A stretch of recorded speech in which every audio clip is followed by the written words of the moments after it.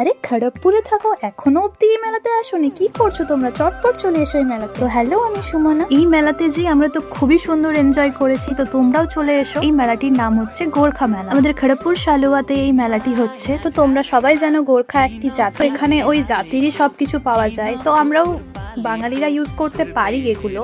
অনেক সুন্দর সুন্দর জিনিস রয়েছে, কিছু কিছু জিনিস রয়েছে যেগুলো না আমি জানি না, আবার অনেকগুলো জানি। আবার এখানে স্টেজ পারফরমেন্সও হচ্ছিল, তো এগুলো তো অসাধারণ লাগে। আর রইলো বাকি ওদের মিউজিক, উফ, জাস্ট ওয়াও। আর যদি বলি এখানের খাবারের কথা, তো এখানের প্রত্যেকটি খাবারই মানে বেশিরভাগ খাবারই ওদের জাতিদের।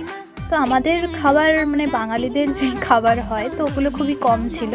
তো তারই মধ্যে এটা ছিল সেল রুটি, তো ওটাই বানানো চলছে। আর এটা হচ্ছে ওই মোমো যেটা ওদের বিখ্যাত, বাট আমাদের না। এখানে ছিল চায়ের ভান্ডার গাইস, তো এখানে চায়ের প্রত্যেকটার স্মেল খুবই সুন্দর। আর এই ধারালো অস্ত্রগুলো দেখে তো মনে হচ্ছিল যার উপর আমার প্রচুর রাগ তাকেই খুন করে দিয়ে আসি। আর এই মেলাটা কিন্তু বেশি দিন নেই, 14ই ডিসেম্বর অব্দি লাস্ট। তো তোমরা চটপট সবাই চলে এসো। মেলাতে গিয়েছি আর কিছু টেস্ট করবো না তাই কখনো হয়? তাই সেল রুটি খেয়ে চলে এসছি। টাটা।